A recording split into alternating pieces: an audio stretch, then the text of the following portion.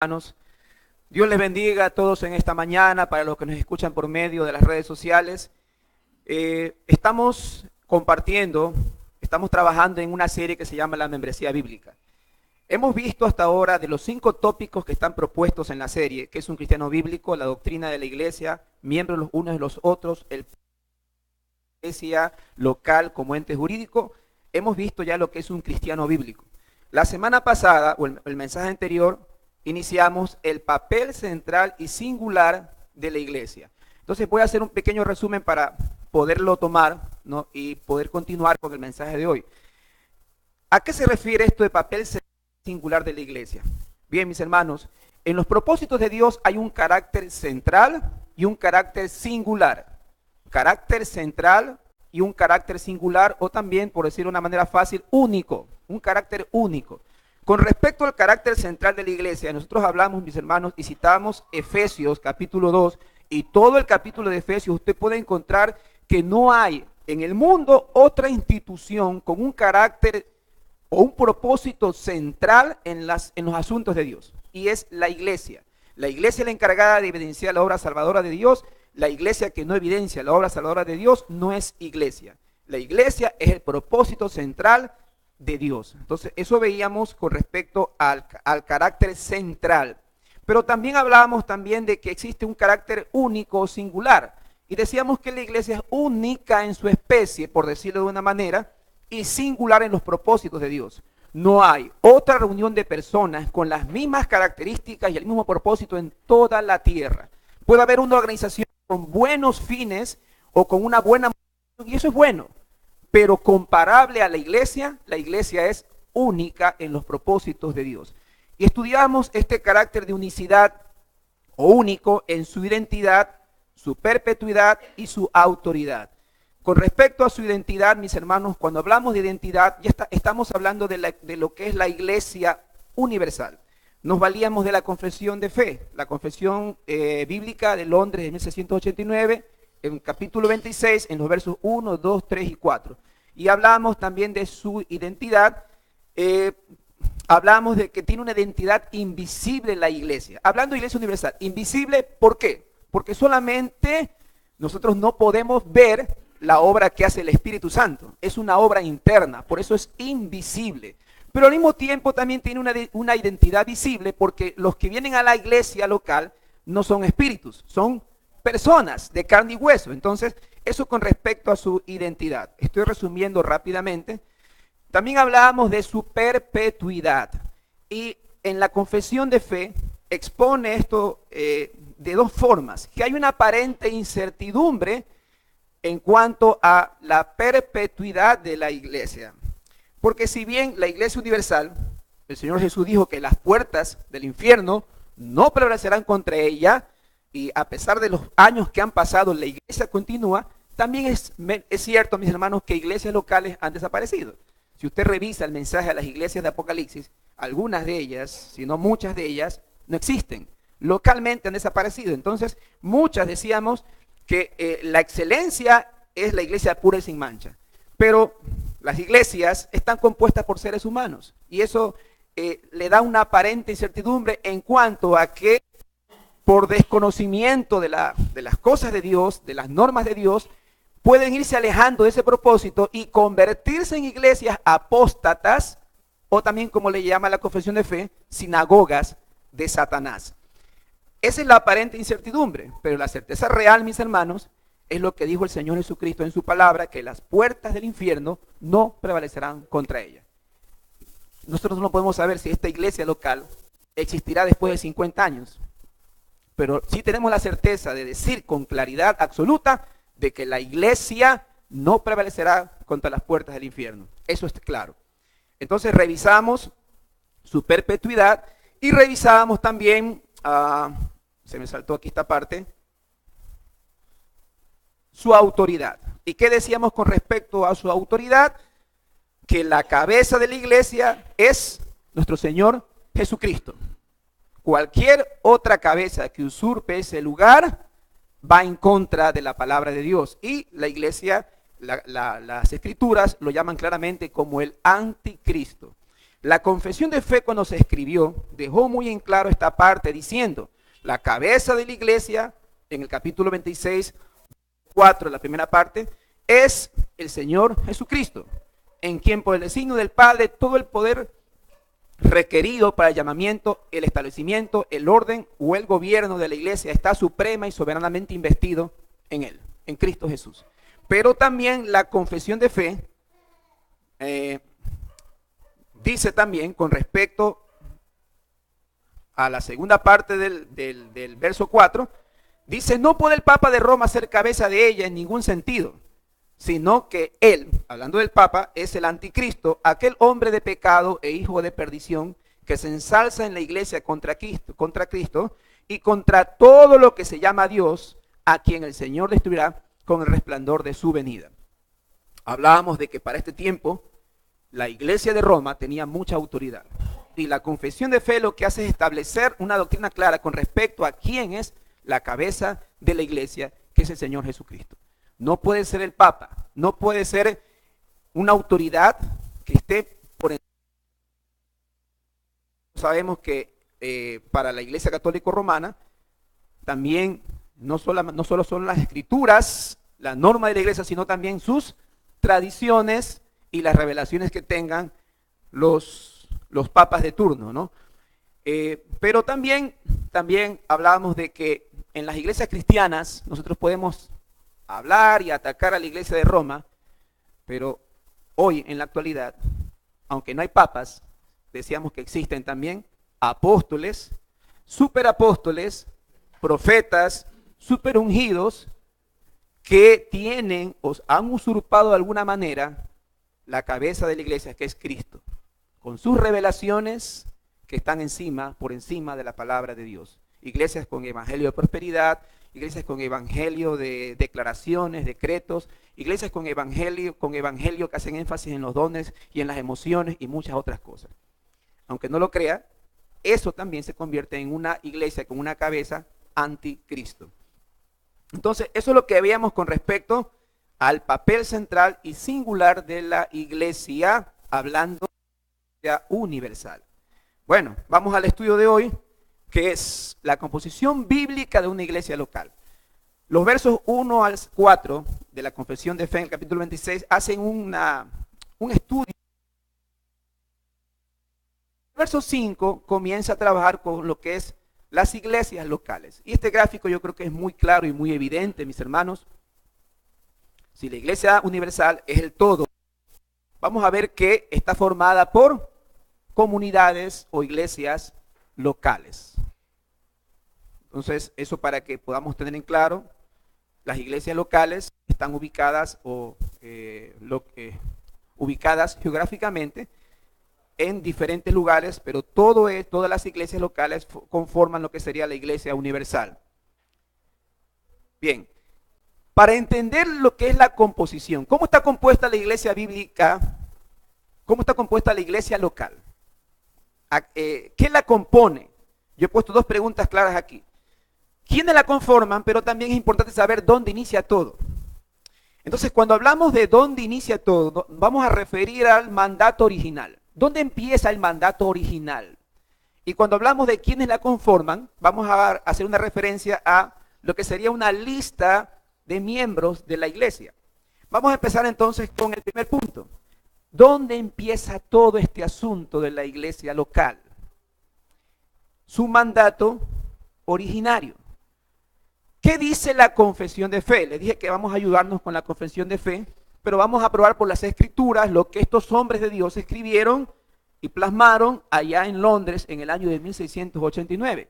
El capítulo 26 y verso 5 dice lo siguiente: en el ejercicio de este poder que le ha sido confiado, acuérdense que el 4 estaba hablando de la iglesia de una forma universal, ahora dice, en el ejercicio de este poder que le ha sido confiado, el Señor Jesús, a través del ministerio de su palabra y por su espíritu, llama a sí mismo del mundo a aquellos que le han sido dados por su Padre, para que anden delante de él en todos los caminos de la obediencia que él les prescribe en su palabra. Vamos a examinar esta primera parte. Aquí está diciendo que le ha sido otorgado el poder al Señor Jesús, pero que Él llama a sí mismo a quienes, aquellos que han sido dados por su Padre para que anden en Él en todos sus caminos. Vamos entonces a trabajar en esta primera parte. Las Escrituras indican claramente dónde empieza todo. Hay varios versículos, pero yo creo que el más claro de todos lo encontramos en Mateo 28, 18 al 20. El principio donde todo se asienta, por eso le llamamos fundamento, donde todo se asienta, la base, es el mismo mandato del Señor Jesucristo. Un discípulo de Cristo se constituye en un miembro de la iglesia local. Examinemos Mateo 28, 18 al 20. Nosotros conocemos este pasaje y siempre le decimos, lo reconocemos como el pasaje de la gran comisión. Aunque no es una de las comisiones que tiene la iglesia, no solamente es el evangelismo, sino que también es la instrucción de los discípulos y es la adoración.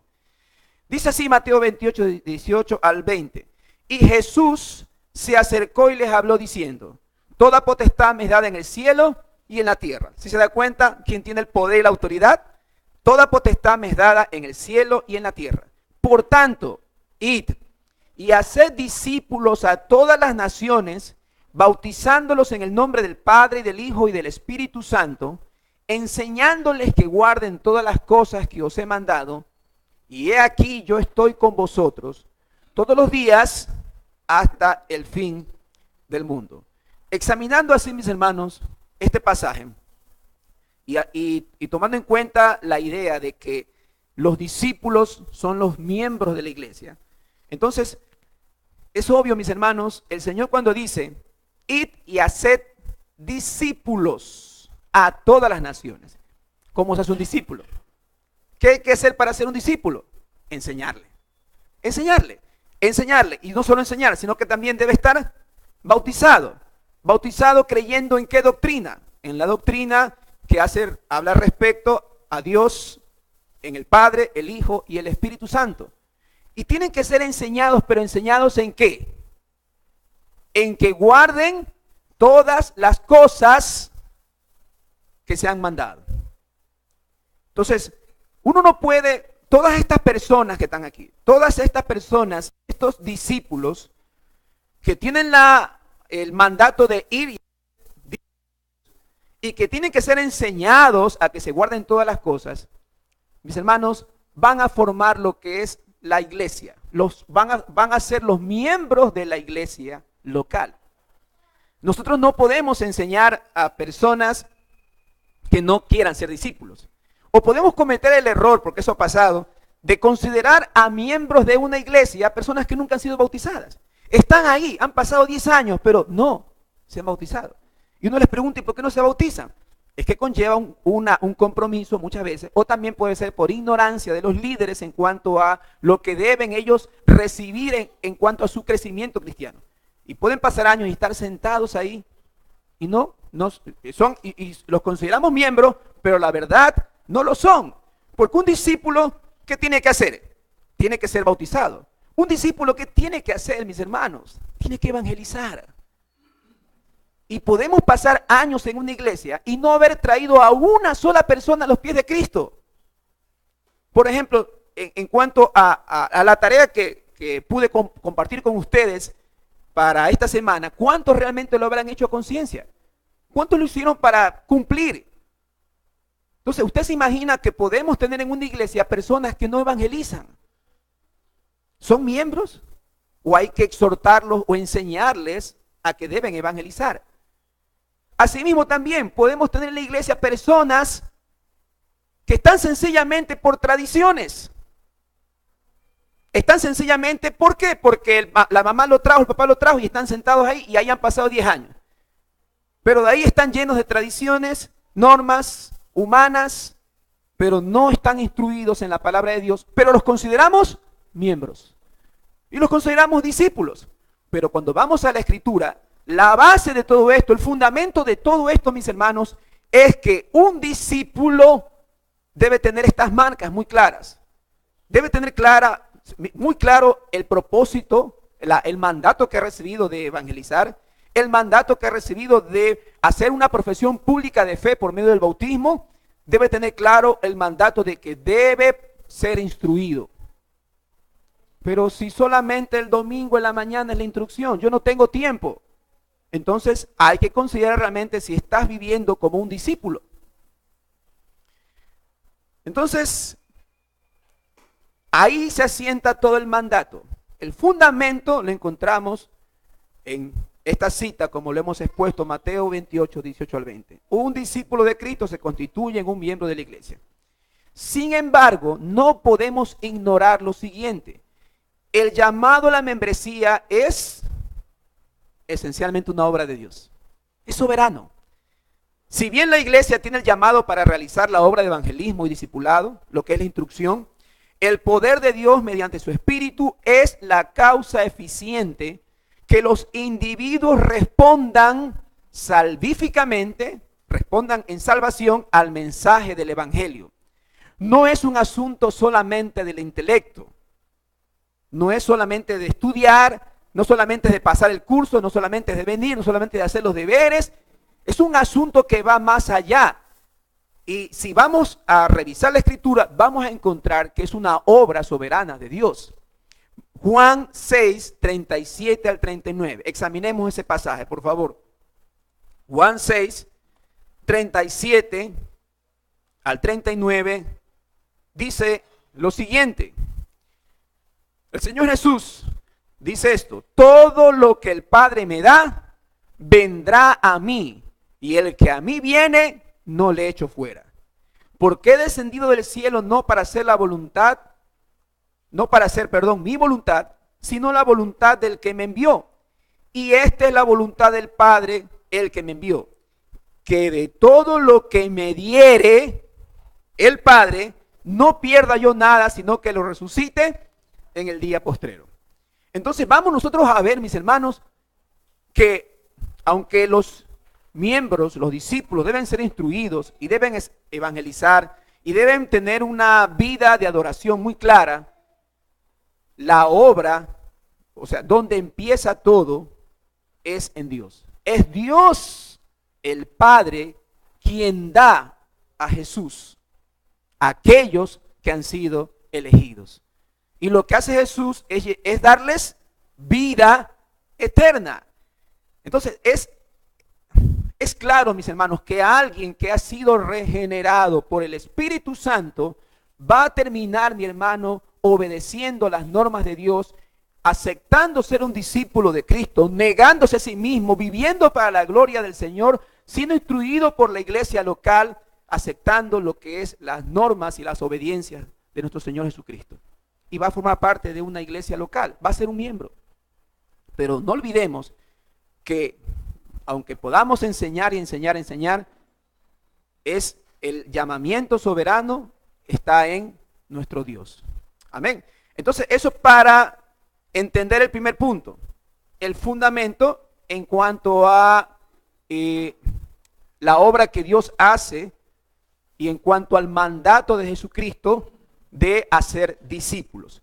Vamos ahora con lo que le hemos llamado la sustancia. Quiero que entendamos algo. Todos el bosquejo de estos mensajes, mis hermanos, los he tomado del comentario de la Confesión de Bautista de Londres por el maestro Sam Waldron. Ahí está el comentario y la estructura del bosquejo. Obviamente unido con un material proporcionado por el pastor de la iglesia de Suba, de Colombia. Dice aquí, ¿a qué nos referimos con esto de la sustancia del mandato? El interés del fundamento dado por Dios es que todos los discípulos de Cristo formen parte de un grupo concreto de creyentes. Vamos a probar por las Escrituras que lo que Dios desea es formar un cuerpo, que es la iglesia. Hechos 2:41. Vamos a ver algunas citas aquí. Hechos 2:41. Usted sabe, el Espíritu Santo viene sobre los que están reunidos en el aposento alto Y cuando son exhortados en cuanto a los últimos acontecimientos del Señor Jesucristo, y el apóstol Pedro les dice, ustedes crucificaron a su Mesías, ellos se compungieron, y dice aquí en Hechos 2:41, que los que recibieron su palabra fueron bautizados y se añadieron aquel día como 3,000 personas.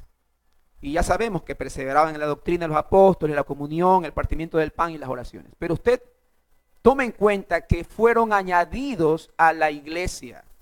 Está hablando de la iglesia universal. Si tomamos el contexto, estamos viendo que está hablando de la iglesia de Jerusalén. La venida del Espíritu Santo. Y fueron añadidos a la iglesia 3,000 personas. El propósito de Dios no es que queden sueltos ahí. Se convirtieron, perfecto. Ya está, eso ahí quedó todo y vamos a otro lado. No es así, y vamos a ver más adelante por las escrituras que los apóstoles también hacían lo mismo. Fueron añadidos aquel día como 3,000 personas. Desafortunadamente es común encontrar personas que afirman que pueden tener una relación personal e íntima con Jesucristo, pero que no les demanda añadirse formalmente a una iglesia. Dice, ¿hay así? Claro que hay así, mis hermanos. Por muchos argumentos que puedan sacar por desconocimiento de la palabra, por necedad, por altivez. Decir, no, yo no necesito congregarme. Yo soy cristiano, pertenezco a la, pero ¿a quién le demandas cuentas? ¿Quién te pastorea? ¿Qué pastor pastorea la iglesia universal? Es Jesucristo, pero Jesucristo, ¿qué ha determinado? Que los creyentes, los discípulos, se reúnan en iglesias locales. Lamentablemente no por error a estos pensamientos. Es mi forma de tener mi adoración, cuando lo que Dios muestra en su palabra es que no es así. No es según tu manera de pensar. No es según lo que tú pienses o te imagines o lo que aprendiste es porque te lo contaron. Es como Dios lo establece. Y solamente algunos ejemplos. Las cartas de Pablo, ustedes saben, mis hermanos, eran destinadas a grupos de personas. Grupos de personas específicas reunidas en un lugar reconocido. Solamente los dos primeros ejemplos, aunque está Gálatas 1:2, Efesios 1:1, Filipenses 1:1, Tesalonicenses 1:1, Colosenses 1:2. Gálatas 1:2 dice así, por ejemplo. Usted va a ver. Dice así, y todos los hermanos que están conmigo en las iglesias, ¿dónde? De Galacia. La carta era destinada a las iglesias de Galacia. Galacia era una región perteneciente al Asia Menor.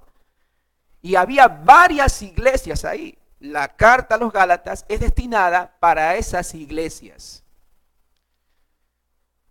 Efesios 1:1. Pablo, apóstol de Jesucristo, por la voluntad de Dios, a los santos y fieles en Cristo Jesús que están ¿dónde? En Éfeso. Entonces, no podemos ignorar que las enseñanzas apostólicas como las de Pablo eran destinadas a un lugar específico geográficamente que se lo puede encontrar como las iglesias, en este caso de Galacia, de Éfeso, de Corintios, de Tesalónica, etcétera, etcétera, etcétera. También vemos que la práctica apostólica de añadir miembros, discípulos a las iglesias locales es clara en la Escritura. Hechos 14, 21 al 23. Hechos 14, 21 al 23. Están los discípulos anunciando el evangelio y dice el versículo 21, y después de anunciar el evangelio a aquella ciudad y de hacer muchos discípulos, los dejaron ahí. Ahí quedaron. Ya aceptaron a Cristo. Eso es lo que importaba. No, eso no enseña la Escritura. Volvieron a Listra, a Iconio y Antioquía, confirmando los ánimos, versículo 22, de los discípulos. Confirmando los ánimos de ellos, exhortándoles a que permaneciesen en la fe y diciéndoles que es necesario que a través de muchas tribulaciones entremos en el reino de los cielos. Y el versículo 23, ¿qué dice? Y constituyeron ancianos en cada iglesia, y habiendo orado con ayunos, los encomendaron al Señor en quien habían creído. ¿Usted se puede dar cuenta? El propósito de Dios no es que ellos aceptaron a Cristo y quedaron ahí sueltos. No, no se trata de ir a evangelizar y entregar solamente folletitos o pararse en una esquina a proclamar las verdades del evangelio, pero no pasa nada más. Tiene esos discípulos, esas personas que son compungidas por un mensaje claro del evangelio, deben ser reunidos en una iglesia local. Así lo hicieron los apóstoles. Así lo hizo la iglesia del inicio, la iglesia del principio. No quedaron ahí sueltos. Ellos los reunían y también dice que constituían, ¿qué cosa? Ancianos. Debe de haber alguien que pastoree a esos hermanos. Entonces, muy claro, mi hermano, la práctica apostólica con respecto a la sustancia del mandato. Como decimos nosotros, guayacamente, el concho, el caldo. Es el deseo de Dios que los creyentes se reúnan formando iglesias locales. También finalmente podemos hablar de un pastor que debe conocer a las ovejas que debe cuidar. Hechos 13, 17. Hebreos 13, 17. Ese pasaje ya lo estudiamos y lo pudimos también exponer en un mensaje. Obedeced a vuestros pastores y sujetaos a ellos, porque ellos velan por vuestras almas como quienes han de dar cuenta, para que lo hagan con alegría y no quejándose, porque esto es provechoso. Obedeced y sujetaos, porque son ellos los que velan por vuestras almas, y permitiendo ser enseñados, instruidos, cuidados, que lo hagan con alegría y no quejándose, porque esto es provechoso. Un pastor bíblicamente debe saber qué miembros, qué ovejas son las que debe cuidar. Cuando esto se ignora, vamos a encontrar pastores cuidando, como siempre decimos nosotros, en vez de ovejas, ¿qué cosa? Cabras, y a veces hasta lobos disfrazados de ovejas, y están metidos ahí. Entonces, es importante, mis hermanos, que los creyentes, estamos viendo por la Escritura, con respecto a la sustancia del mandato, que los creyentes se reúnan en iglesias locales. La confesión bíblica de la Bautista de Fe lo expresa así, y no lo leímos en la parte final. Observen, dice así: así, desde aquí, desde a los así llamados, ya sabemos, ¿no? Soberanamente por Dios, que cumplen los mandatos de Cristo, que son instruidos, que son bautizados, que hacen una confesión pública de su fe, que también evangelizan. A esos llamados, miren cómo dice la confesión de fe. Por eso lo ponen, hay soporte de la palabra de Dios para poder aceptar esta doctrina que dice: se les ordena andar juntos en congregaciones concretas o iglesias. ¿Con qué fin? Para su edificación mutua y la debida observancia del culto público que Él requiere de ellos en el mundo. La confesión lo dice claramente: se les ordena andar juntos. Pero ¿qué pasa cuando alguien no dice: yo puedo quedarme en mi casa, además yo entre semana voy a la célula? ¿Saben qué? Yo estoy, un paréntesis, que algo comuniqué la vez anterior. Estoy gozándome con la doctrina del día del Señor. Y en su momento vamos a poder enseñarla con claridad en esta congregación. Porque es importante, mis hermanos, si profesamos ser una iglesia bíblica, es lógico que todo lo que haga la iglesia sea lo bíblico. Pero muchas veces las iglesias no hacen lo bíblico, sino que hacen lo que es lo más práctico, lo más pragmático, lo que resulta, aunque no sea lo bíblico. Entonces, eso es un paréntesis. Me he estado gozando con lo que es la doctrina del día del Señor, y en su momento vamos a poder también enseñarla. Entonces, haciendo un pequeño recuento, alguien que no ha nacido de nuevo no va a entender cuando se le pide que debe congregarse. ¿Sí o no? No lo va a entender. Alguien que ha nacido de nuevo, está la obra del Espíritu Santo trabajando en su corazón. Y acuérdense lo que dice el Señor Jesús. Y el que a mí viene, no lo echo fuera. Es más, le doy vida eterna.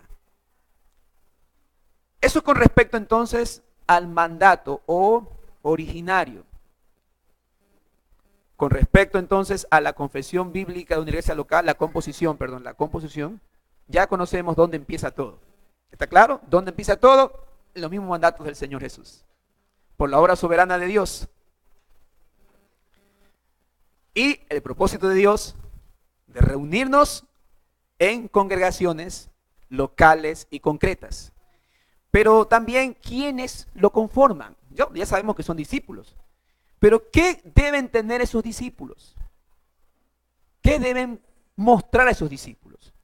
La confesión bautista de fe dice en el verso 6, los miembros de estas iglesias son santos por su llamamiento y en una forma visible manifiestan y evidencian por su profesión de fe y su conducta, su obediencia al llamamiento de Cristo y voluntariamente acuerdan andar juntos, conforme al designio de Cristo, dándose a sí mismos al Señor mutuamente, por la voluntad de Dios, profesando sujeción a los preceptos del Evangelio. Entonces vamos a examinar esta parte, este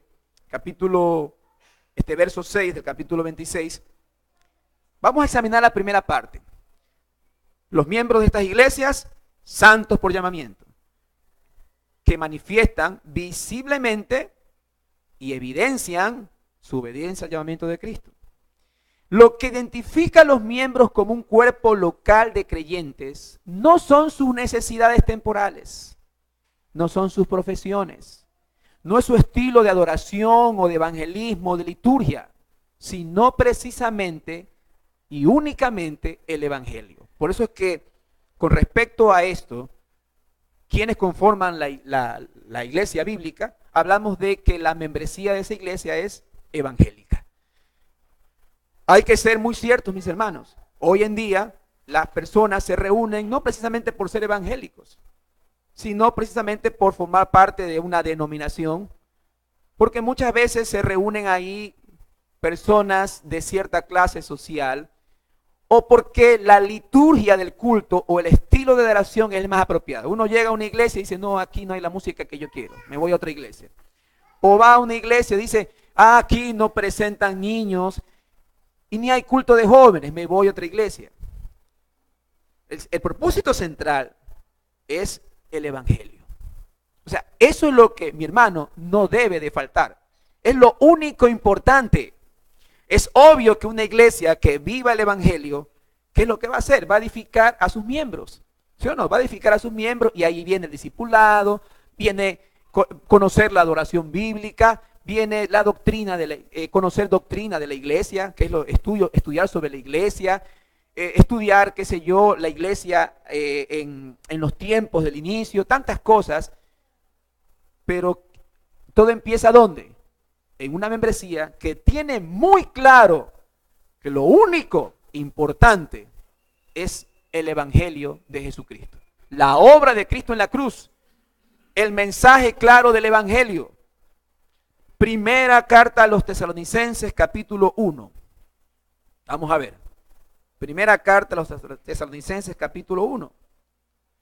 El apóstol Pablo, escribiendo a los Tesalonicenses, les dice así: Pablo, Silvano y Timoteo, a la iglesia de los Tesalonicenses en Dios Padre y el Señor Jesucristo. ¿A dónde iba a dirigir esta carta? A la iglesia local de los Tesalonicenses. No es que Pablo la lanza nomás al aire, nomás. Pablo a la iglesia universal. No, pues tiene que haber una iglesia que reciba. De ahí sabemos por la historia que esas iglesias hacían una copia de la carta y la pasaban a otra iglesia y así quedaban las enseñanzas apostólicas. Gracia y paz sean a vosotros de Dios nuestro Padre y el Señor Jesucristo. Versículo 2. Dice el apóstol: damos siempre gracias a Dios por todos vosotros, haciendo memoria de vosotros en nuestras oraciones, Versículo 3, acordándonos sin cesar delante de Dios y Padre nuestro, de la obra de vuestra fe. La obra de vuestra fe. La fe que ustedes, con la cual ustedes recibieron de parte de Dios y están en los propósitos de Dios. Del trabajo de vuestro amor y de vuestra constancia en la esperanza de nuestro Señor Jesucristo. Solamente veamos nomás, miren cómo en el versículo 3, muy claro, la fe, el amor y la constancia en la esperanza giran en torno ¿a quién? Al Señor Jesucristo. Porque conocemos, hermanos de Dios, vuestra, dice el apóstol, vuestra elección, pues nuestro evangelio no llegó a vosotros en palabra solamente, sino en poder, en el Espíritu Santo y en plena certeza o certidumbre, como bien sabéis, cuáles fuimos entre vosotros por amor de vosotros. El apóstol dice muy claramente, dice, el evangelio llegó a ustedes por el poder del Espíritu Santo, con un pleno conocimiento de eso, mi hermano. No es que llegó sencillamente por divagaciones o por imaginaciones de alguno de ellos, no. El evangelio que llegó a ellos por medio del Señor Jesucristo. Ahí está centrado el trabajo de esta iglesia, la obra de esta iglesia. Y vosotros vinisteis a ser imitadores de nosotros y del Señor, recibiendo la palabra en medio de gran tribulación con gozo del Espíritu Santo. Qué triste es cuando una iglesia, mi hermano, todo le distrae, menos la exposición de la palabra. Sí, esa es la verdad. Yo trato de edificarme con mensajes bíblicos. Hay muchos exponentes, maestros bíblicos que usted puede encontrar ahora en las redes sociales, con los cuales puede edificarse. Pero no es lo mismo, por ejemplo, escuchar a un pastor, Sugel Michelén, con, por ejemplo, a un hermano como Joseph Urban, por ejemplo, o tal vez a un Sam Waldron, o incluso al mismo MacArthur. Tal vez no entienda mucho a Sam Waldron, son más teológicos. Joseph Urban también es muy centrado en teología. Tal vez entienda un poquito más a un Michelén, a un Otto Sánchez, a un Núñez. Pero lo importante es que usted disfrute la palabra. Usted debe entender que es por medio de la escritura que usted va a ser edificado. Es la palabra la que nos santifica. Y es triste realmente cuando en una iglesia la palabra es lo que menos tiene tiempo, es lo que menos tiene relevancia, lo que menos tiene importancia. Más es, qué sé yo, los cumpleaños de los hermanos, más importante es los eventos, más importante es la misma adoración. La alabanza puede tomar un papel preponderante y asimismo cualquier otra cosa. Pero cuando es la predicación, es la palabra, como muchos tal vez no están acostumbrados con teología, es fácil aburrirse, es fácil no entender, pero el reto no, el reto debe ser que ustedes deseen instruirse. El amor por la obra de Dios va a permitir que ustedes se propongan, decir, no entendí al hermano, voy a escucharlo otra vez. O no entendí a este pastor, voy a sentarme y voy a entenderlo, Biblia en mano, comentario en mano y comenzar a estudiar la palabra de Dios. No entendí, no lo entiendo. A lo mejor no lo entiende, ¿por qué? Porque usted no está acostumbrado a la palabra de Dios. Nosotros vamos a estudiar, por ejemplo, eclesiología. ¿Qué es eclesiología? Es doctrina de la iglesia, estudio de la iglesia. Cuando yo tuve la oportunidad de estudiar en el IDEX, amar teología. ¿Qué es eso? Estudio del pecado. O sea, son cosas que uno va aprendiendo, pero el reto es para cada uno de ustedes que han aceptado vivir bajo la obediencia de Cristo Jesús como sus discípulos y formar parte de una iglesia local. Lo mejor que pueden hacer es, voy al discipulado. Y yo sé que, hermano, es una lucha constante con la carne. Acuérdense, el Señor Jesús le dijo a sus discípulos muy claramente, la carne es débil, pero el espíritu está presto. En Cristo Jesús hemos renacido nuevamente y podemos tomar una decisión en cuanto al pecado y decir, no, yo sé que mi carne quiere quedarse durmiendo, descansando, ir un poquito más tarde, pero yo quiero aprender de las cosas de Dios. Necesito de las cosas de Dios para edificarme, para crecer y conocer más de su voluntad. Entonces, es triste cuando la palabra no ocupa el primer lugar. Como lo he mencionado muchas veces en los tiempos que estaba al frente de los jóvenes, todo era perfecto, menos el tiempo de la palabra. Y en son de un poquito de algo cómico, poníamos al hermano Luis Falqués a hablarle a los jóvenes de la palabra de Dios. Ustedes se imaginan a nuestro maestro bíblico exponiendo a esos jóvenes que no les interesaba otra cosa que se sientan bien. Cuando comenzaba la palabra de Dios, se levantaban, se iban al baño, se incomodaban, veían el reloj. Hasta mis mismos líderes me decían, ¿cuándo termina? Eso es triste.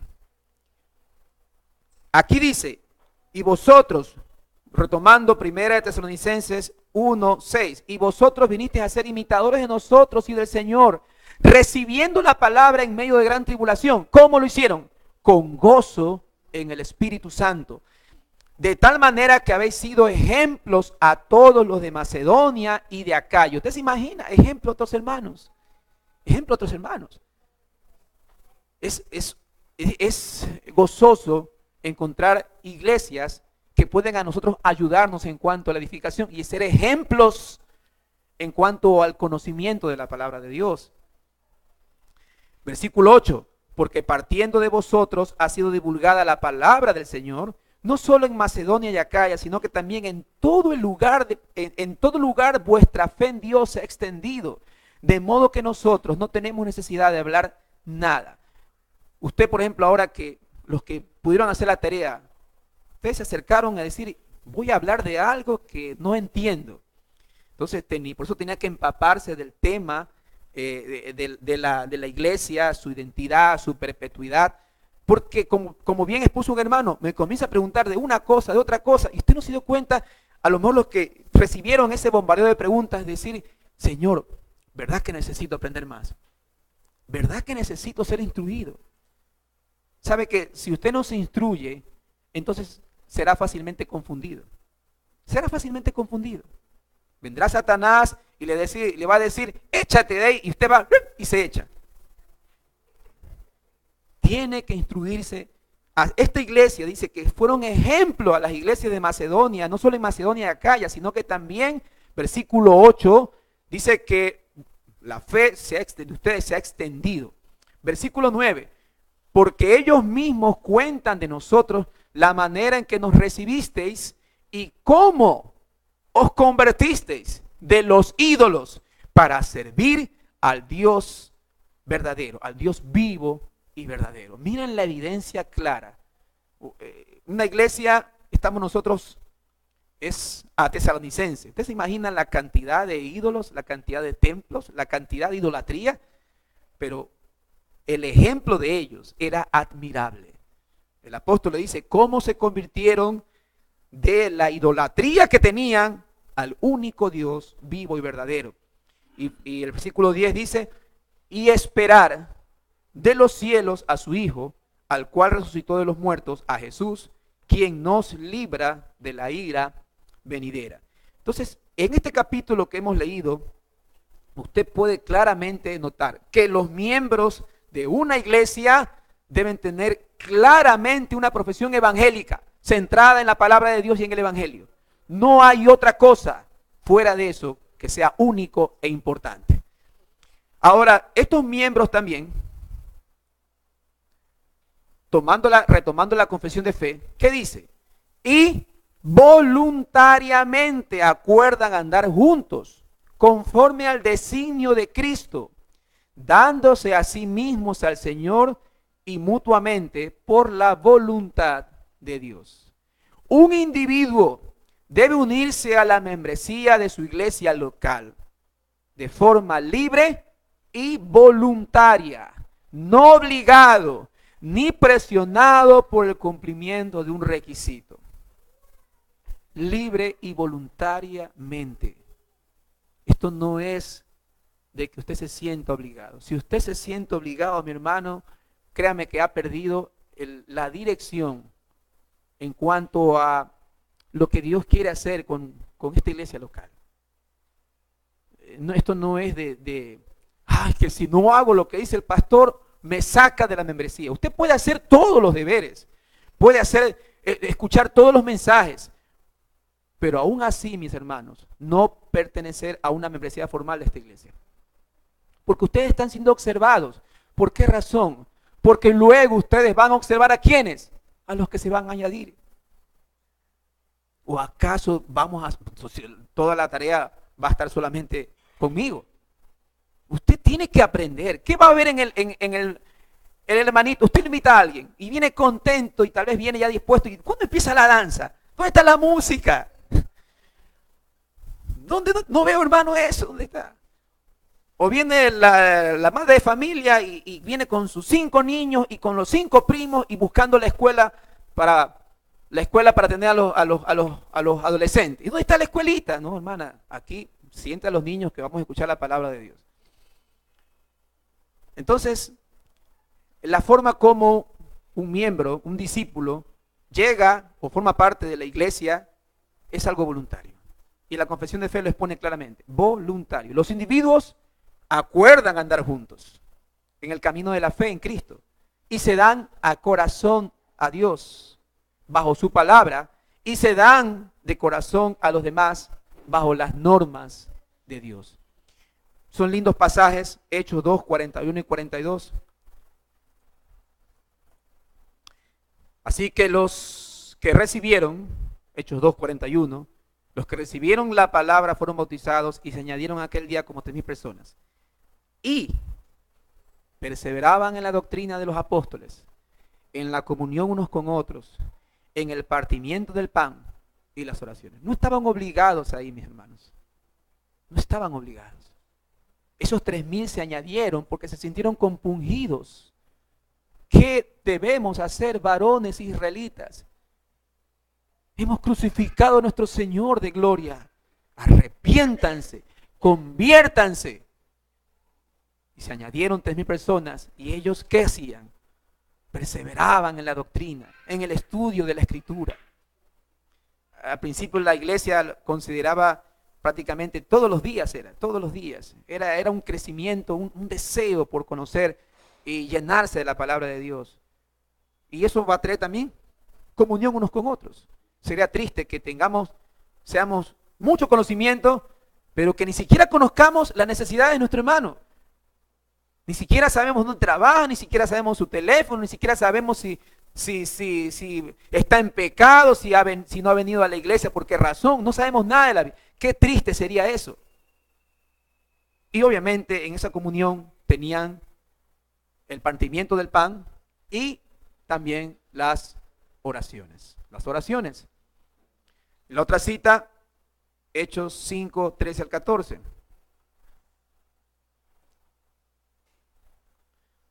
Dice, de los demás, ninguno se atrevía a juntarse con ellos, hablando de los cristianos, mas el pueblo los alababa grandemente. Si se da cuenta el testimonio de los discípulos, el pueblo los alababa grandemente, pero ya no se atrevían a ninguno a juntarse con ellos. ¿Por qué razón? Pues si leemos el contexto del capítulo 5, ¿qué cree que pasó al principio? ¿Qué cree que pasó? Ananías y Zafira. Ananías y Zafira, tal vez la versión NTV, esto no lo tengo tampoco en las lecturas, usted sabe, ¿no? Mucha gente entregando sus cosas, sus necesidades, y por ahí Ananías y Zafira, y hagamos esto, vendamos nuestra heredad y digamos que hemos entregado todo, pero tú y yo nos guardamos un poquito para el chanchito. Dice, los apóstoles hacían grandes señales y maravillas entre la gente y todos los creyentes se reunían con frecuencia en el templo. Pero dice aquí, acá estoy saltándome, el 1 dice, había cierto hombre llamado Ananías con su esposa Zafira, vendió una propiedad y llevó solo una parte del dinero a los apóstoles, así se la NTV, ¿no? Pero afirmó que era la suma total de la venta. Con el consentimiento de su esposa se quedó con el resto. Entonces Pedro le dijo, ¿por qué has permitido que Satanás llenara tu corazón? Has mentido al Espíritu Santo y te quedaste con una parte del dinero.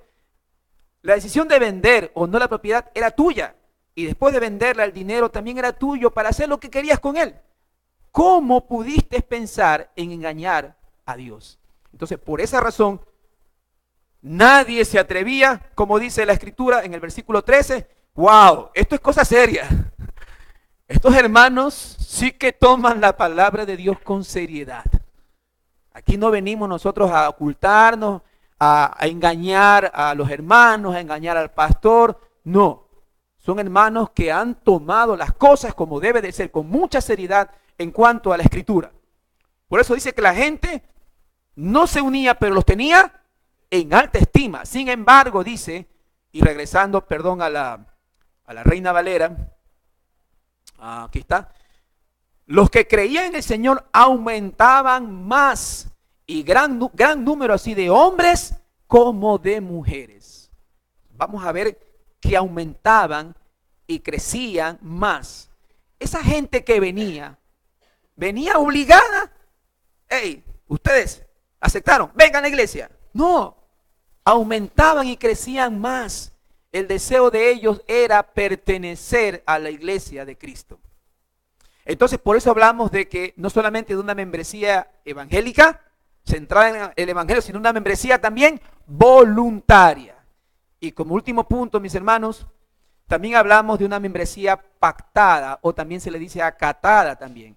La confesión de fe, en la última parte del verso 6 dice así: profesando sujeción a los preceptos del evangelio. Los individuos que conforman la membresía no solo han tenido que haber respondido al llamamiento de Cristo por su palabra y su providencia, no solo han tenido que acercarse voluntariamente a un grupo específico de creyentes, sino que también se han comprometido a guardar los mandamientos de Cristo en medio de este contexto de iglesia local. Este acuerdo público y formal, que ya examinaremos esto al final, hay un tópico dedicado para esto, el pacto de membresía. Este acuerdo público y formal, además de voluntario, además de ser evangélico, se convierte en la base por la que un creyente será observado, será medido en sus responsabilidades concretas de ser miembro y por lo que será llamado a la corrección cuando se desvíe de su camino. Y esto se hace con un creyente. El hecho de cuando el pastor se acerca y te saca, por ejemplo, ese libro que les enseñé al principio, no es para asustarlo, no es para, ya me van a disciplinar. No, mi hermano, Dios me guarde de que puedas pensar eso. Es de amonestarte. Amonestarte es llevarte a una corrección en cuanto a la palabra de Dios, que tiene que ser bíblica.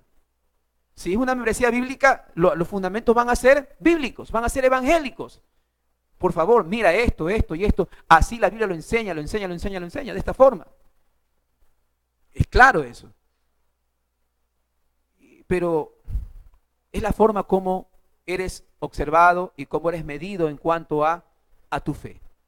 Responsabilidades concretas de ser un miembro y llamado a la corrección cuando sea necesario. Efesios 5:21, yo creo que Efesios 5:21 resume bastante. El apóstol Pablo a los Efesios, mis hermanos, habla de cómo se desarrolla una iglesia local, pero antes de empezar a explicar, y siempre que yo tengo la oportunidad de compartir esto con una pareja, con alguien, generalmente en las parejas sucede más esto, ¿no?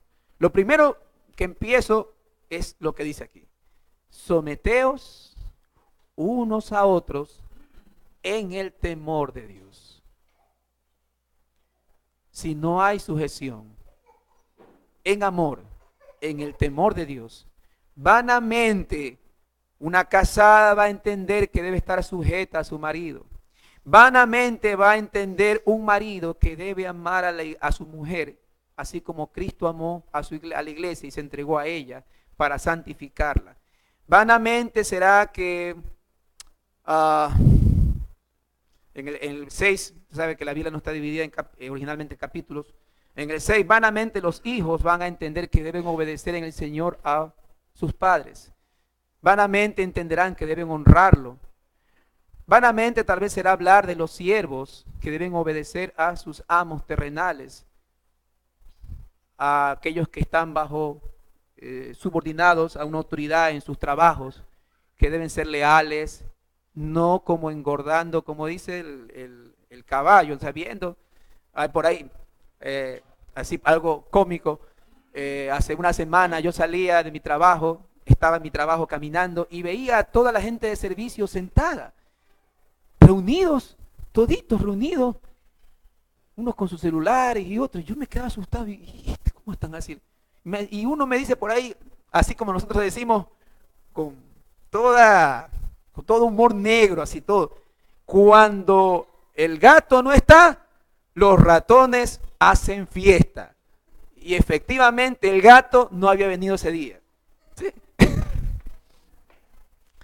Siervos, si no entendemos nosotros esto de la sujeción, vanamente un siervo va a obedecer a su amo. Vanamente va a servir de buena voluntad. Vanamente también un amo va a hacerlos, no va a entender los propósitos, hablando de gente que conoce al Señor, ¿no?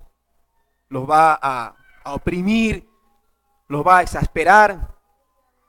Entonces, es importante que entendamos, mi hermano, que la sujeción, dice, como bien lo leímos, sujetaos unos a otros en el temor de Dios. De esa manera, mi hermano, esto no es algo obligado, es algo que hacemos de una manera pública, formal, permitimos ser examinados. ¿Sabe que el problema de muchas iglesias es que no hay quien no hay quien les dé una rendición de cuentas?